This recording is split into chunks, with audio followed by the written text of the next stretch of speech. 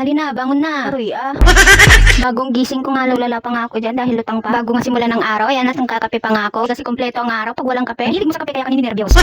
Aminin nyo man, hindi kompleto ang araw nyo pag walang kape. Ika nga, kape is life. Mawala ng pagmumumog, wag lang ang kape. Char.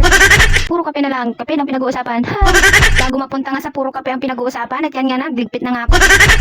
Kukunin ko nga muna yung mga labahan na hindi natuyo kagabi. Aminin nyo man, ganyan din kayo pag gabi na, kahit di pa tuyo, kinukuha nyo na sa sampayan. Ang damay pa.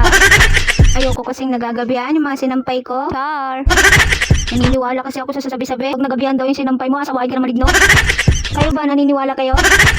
Pagkatapos ko nga magsampay dyan, ay balik na naman sa loob at maglilinis na naman. Hilata nga yung anak ko dyan, tinatamad pa, wala sa mood maglaro. Oh, may magsasabi na naman dyan na panailinis na naman ang ginagawa ko sa mga content ko. Aba malamang, taong bahay nga ako.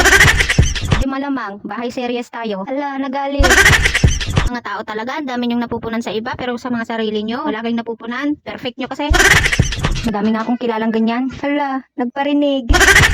Malapit na ako matapos dyan. Ay, salamat sa Diyos. Yan lang for today's video at sana nagustuhan nyo. At kung nagustuhan nyo ngayon, huwag nyong kalimutan mag-like, follow at share. Salamat.